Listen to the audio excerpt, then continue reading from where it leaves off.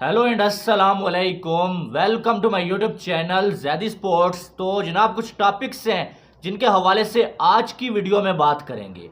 सबसे पहले India versus England चौथा टेस्ट मैच जो कि कल से लेके रांची में शुरू होने जा रहा है। इस मैच के हवाले से तो बात करेंगे, लेकिन इंग्लिश मीडिया ने और इंग्लैंड की टीम के कप्तान बेन स्टोक्स ने पहले से ही बच्चों की तरह जो है रोना शुरू कर दिया भाई पिच के ऊपर। वो क्या क्या कह रहे हैं भाई, उसके हवाले से आज की वीडियो में बात करेंगे।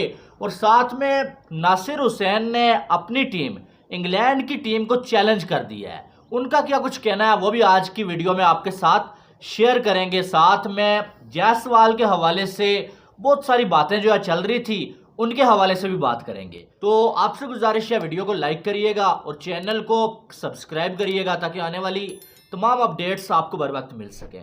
तो जनाब कल जो मैच है ना शुरू होने जा रहा है, चौथा test match India versus England, 9 बजे ये मैच शुरू हो जाएगा। और अगर देखा जाए तो पहले जो 3 मैचेस हैं 2-1 से इंडिया आगे है।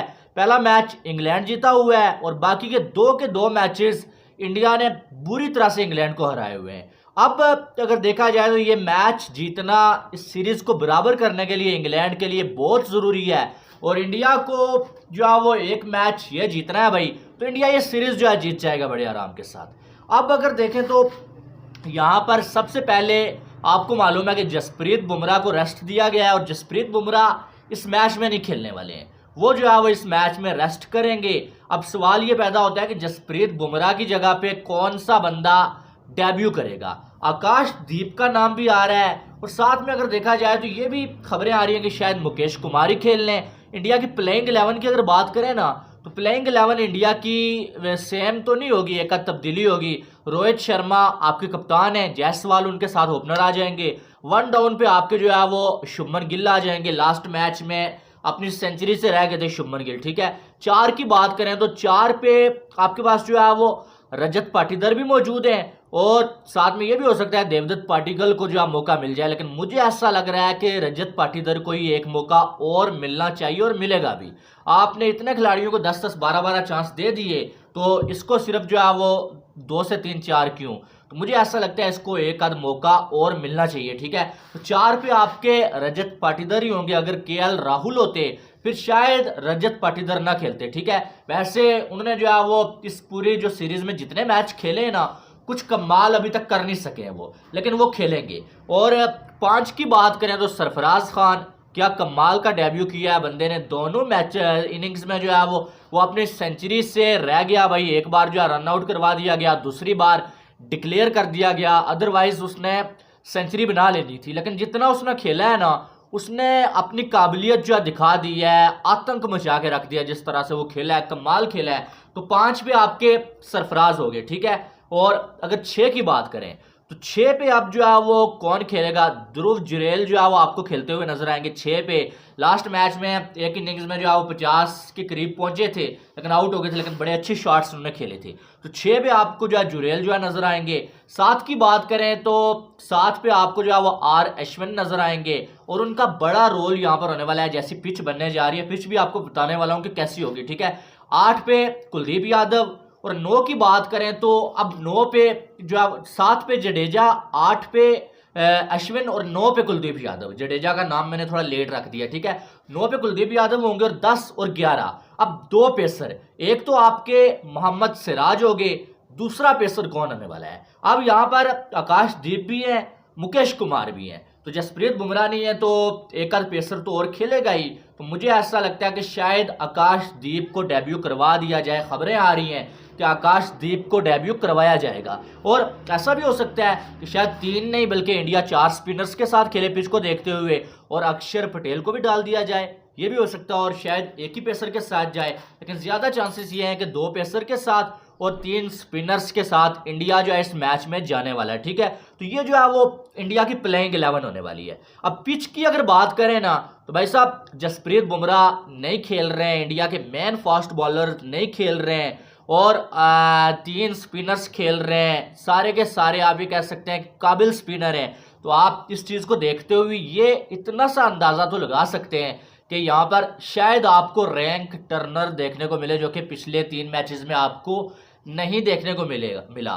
मौका भी है, दस्तूर भी है, जसप्रीत बुमराह भी नहीं है, स्पिनर्स को आपने खिलाना है, तो शायद आपको रैंक टर्नर यहां पर देखने को मिले। अब बेन स्टोक्स की बात करें ना, बेन स्टोक्स ने पिच को देखते हुए कमेंट किया है। उन्होंने बेन स्टोक्स ने एक किस्म का अपनी तरफ से ताना मारा है कि यार ये क्या कर रहे हो आप। तो बेन स्टोक्स ने इस तरह से बोला है कि इस पिच की मुझे समझ नहीं आ रही है, मैंने इससे पहले इंडिया में ऐसी पिच नहीं देखी है, कोई समझ नहीं आ रही है कि कैसी पिच बनाई जा रही है। इस पिच को अगर हम जो ड्रेसिंग रूम से देखें तो ये पिच जो है वो ग्रासी पिच नजर आ रही है, लेकिन थोड़ा पास जाके हम देखें तो ये क्रैकी जो है वो नजर आ रही है पिच।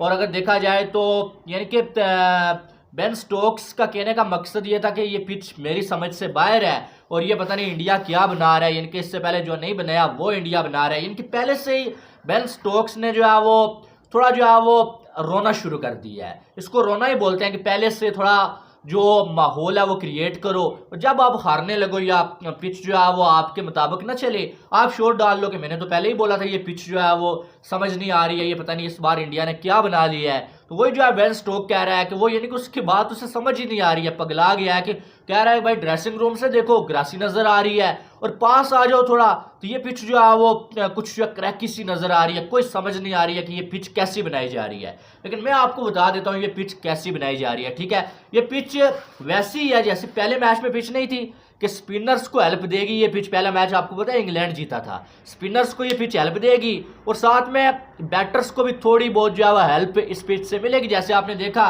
कि वहां पर जाके जो है वो बाद में ओली पॉप ने आके जो है वो क्या कमाल की इनिंग्स खेली थी और काफ़ी सारी जो है वो उसने जो है वो बैटिंग की और इंडिया के हाथ से वो मैच जो है छीन के ले गया था। ये पिच वैसी होगी कि इसमें स्पिनर्स को ज़्यादा हेल्प मिलेगी और फास्ट बॉलर्स का इतना काम इस पिच पे नहीं होने वाला है। यानी कि आप ये मान के चलिए कि या तो रैंक टर्नर होगी या फिर भी उतनी ज़्यादा ना होगी, लेकिन फिर भी स्पिनर्स को इस पिच पे हेल्प मिलेगी। यानी कि स्पिनर्स का इस पिच के ऊपर बोलबाला होने वाला है, तो फास्ट बॉलर्स के लिए इतना कुछ होगा नहीं इस पिच के ऊपर। तो आप देखना यह है कि क्या इंग्लैंड की जो टीम है वो इंडिया के स्पिनर्स के सामने टिक पाएगी, क्योंकि हमने देखा बेसबॉल बड़ी बातें हो रही थी, लेकिन बेसबॉल वो एक भी मैच में खेल नहीं पाए। हाँ, एक आध इनिंग्स में एक आध सेशन में आप कह सकते हैं बेन डकिट ने जो है खेला, लेकिन वो नहीं होता है जब आप बेसबॉल को आपने क्रिएट किया होता है भाई, आप उसको ऑन करते हैं, आप ये कहते हैं हम इसके ऑनर हैं, हमने इसको जो है वो इंट्रोड्यूस करवाया, तो फिर आपको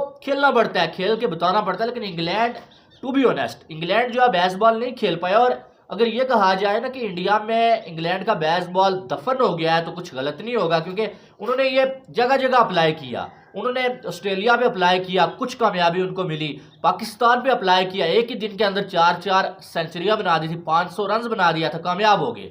लेकिन इंडिया में उन्होंने अप्लाई करने की कोशिश की, लेकिन उसमें वो नाकाम हुए, कामयाब नहीं हो पाए। तो आप देखना ही है कि क्या इस मैच में इंग्लैंड जो है बेसबॉल खेल सकता है। वैसे एक ओली पॉप और बेन डकिट के अलावा कोई भी ऐसा बल्लेबाज नहीं है जिसने रन्स किए हों, चाहे वो बेन स्टोक्स हो, जोए रूट, बैरिस्टो ने तो कसम ही निकाली हुई है मैंने कुछ करना ही नहीं है, कराली हो, तो किसी ने भी कुछ खास किया नहीं है। तो अब इस मैच में उनकी इज्जत पे बात आई हुई है, अपने साबिक खिलाड़ी उनको जो है वो ऐसी की तैसी फेर रहे हैं, बातें सुना रहे हैं। आपको पता है माइकल वान ने बोला था कि बेसबॉल का ये मतलब नहीं है कि आप जो है बिल्कुल जो है वो पागलों की तरह हर सेशन में आप सिचुएशन को देखो ही ना, बेसबॉल ही खेलो, ऐसा नहीं होता है। तो आपको जो है वो सिचुएशन के हिसाब से खेलना पड़ता है। फिर बेन डकिट ने जो है बोला था जायसवाल हमसे सीखता है, तो उसको जो है वो अपने ही जो है साबिक खिलाड़ी नासिर हुसैन ने बोला कि नहीं, बल्कि जायसवाल तो आईपीएल से सीख के आया हुआ है, वो तो उसका नेचुरल जो है वो उसका ये जो स्टाइल है खेलने का, लेकिन तुम लोगों को जायसवाल से सीखना चाहिए।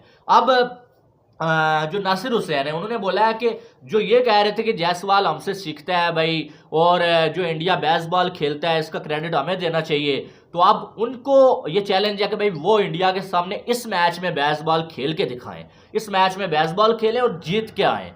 तो ये जो है वो नासिर हुसैन ने अपनी टीम को चैलेंज कर दिया है भाई।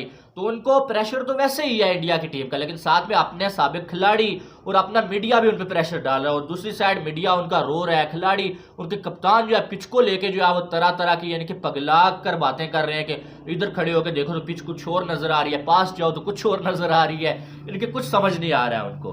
बहरहाल अब देखते हैं कि कल क्या होता है इस टेस्ट मैच में। इंडिया के पास मौका है ये मैच जीत के ये सीरीज इंडिया जो है वो अपने नाम कल इसी जो है वो मैच में कर ले। तो अब देखते हैं क्या होता है। मुझे ऐसा लगता है कि ये मैच भी इंडिया जो है वो निकाल के ले जाएगा इंग्लैंड से, ये मेरी प्रिडिक्शन है। अब आपकी इस पे एक अलग राय हो सकती है, वो आपने खुद बताना है, ठीक है। बाकी PSL का रात को मैच खेला गया, लाहौर को फिर शिकस्त हो गई है। और लाहौर की बॉलिंग, चले रात को बैटिंग भी कुछ खास हुई नहीं है, ठीक है। पहले तो 180 बना रहे थे, वो चेज़ नहीं होना था, ये क्या चेज़ होता। लेकिन लाहौर की बॉलिंग भी कुछ खास नहीं है। आरस राउफ पिटाई खा रहा है, शाहीन अफरीदी थोड़ी सी अच्छी bowling, Zaman Khan 52 run 4 overs में खा लिया। आखिरी ओवर में इफ्तिखार अहमद ने 19वें ओवर में उसको जो 24 रन लगा दिए। तो ये तीनों पाकिस्तान के मेन बॉलर्स हैं। तो मुझे तो ये जो है वो थोड़ा सा खतरा हो रहा है कि वर्ल्ड कप में हमारी बॉलिंग क्या करेगी। बहरहाल लाहौर को तीसरी शिकस्त हो गई है, बड़ी इन्होंने ट्रॉफी उठा उठा के पूरे मुल्क में घूम रहे थे ये, लेकिन इस बार ये बॉटम पर ही रहेंगे, मुझे ऐसा लगता है। बहरहाल अब देखते हैं कि क्या होता है, क्या लाहौर जो है यहाँ से कुछ कर सकता है या नहीं कुछ कर सकता। बहरहाल इस टाइम लाहौर कलंदर की हालत बड़ी ज्यादा बुरी है। बाकी PSL का बाइकाट करने में तुले हुए हैं, बल्कि बहुत सारे लोगों ने कर दिया है बाइकाट KFC की वजह से भी, कि भाई साहब जो है वो ये इसराइल को सपोर्ट करने वाले ब्रांड्स हैं, इनका करो। तो फिर साथ में अगर देखा जाए तो बाकी भी बहुत सारे जो है वो और मामलात हैं, मौसम नकवी की वजह से, इलेक्शन की वजह से लोग बाइकाट कर रहे हैं। यार ये अब जो है चलता ही रहेगा। बहरहाल PSL तो जारी है, जैसा कैसा जितने लोग देख रहे हैं वो तो देख ही रहे हैं, लेकिन PSL वो जितनी व्यूवरशिप उसकी पहले आती थी उतनी नहीं आ रही है और परेशान है PCB। बहरहाल PCB की अपनी गलतियां हैं। तो आपकी क्या राय है आपने कमेंट बॉक्स में लाजमी बताना है। बाकी वीडियो को लाइक और चैनल को सब्सक्राइब करिएगा ताकि आने वाली तमाम अपडेट्स आपको बर वक्त मिल सकें। मिलते हैं नेक्स्ट वीडियो में, अपना बहुत सारा ख्याल रखिएगा। लव यू ऑल, अल्लाह हाफिज़।